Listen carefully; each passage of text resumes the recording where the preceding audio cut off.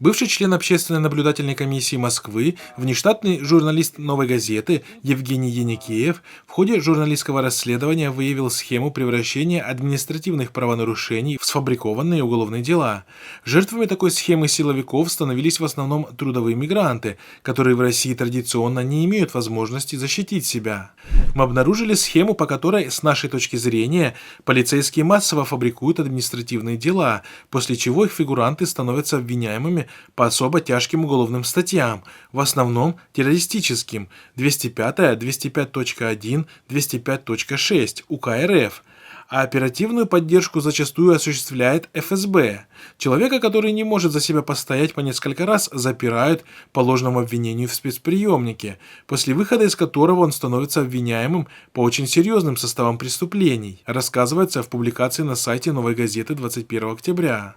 Почему речь идет именно о схеме? Каждому, кто знает уголовное право и практику по доброкачественным уголовным делам, понятно, что нормальных террористов, бандитов, воров и убийц так никто не ловит. Человека, которого подозревают в преступлении, берут под стражу в уголовно-правовом порядке на основании каких-то улик, а не в административном, за плевок на тротуаре. Улики находят в ходе следственных действий, допросов, обысков, изъятий, оперативно-розыскных мероприятий, а не в результате прессования человека. Здесь же все наоборот. Сначала арест, потом улики, также говорится в статье. Следует отметить, ранее правозащитники уже неоднократно заявляли о массовой фабрикации в отношении трудовых мигрантов уголовных дел по обвинению в терроризме. Так, например, по поводу недавнего убийства двух выходцев из Таджикистана, якобы планировавших теракт, сотрудник правозащитного центра «Мемориал» и глава общества политических иммигрантов из Центральной Азии Бахром Хамроев высказал аналогичное мнение в интервью нашему корреспонденту. Во-первых, я не верю, что они, двое таджики, готовили какие-то теракты. Во-первых, я не верю абсолютно. Во-вторых, когда таких информаций так подается, ясное дело, что это просто дело рук самых силовых структур.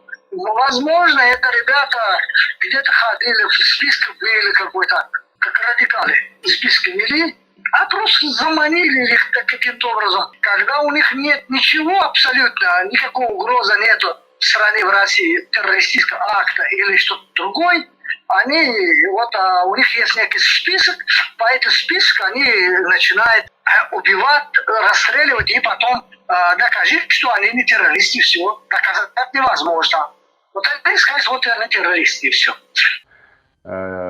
Соответственно, у нас могут быть опасения из-за имеющего. Также и известный московский адвокат Тимофей Широков, имеющий немалый опыт в защите мигрантов из стран Центральной Азии. Во время интервью на канале «Настоящее время» на вопрос журналиста о том, является ли Россия безопасной страной для активистов и политических беженцев, ответил: «К сожалению, для этих людей существует реальная угроза, и я всегда говорю тем клиентам, с которыми работаю, и кого удается вытащить из следственных изоляторов, из центров содержания иностранных граждан. Россия не та страна, где вы можете ожидать верховенства права.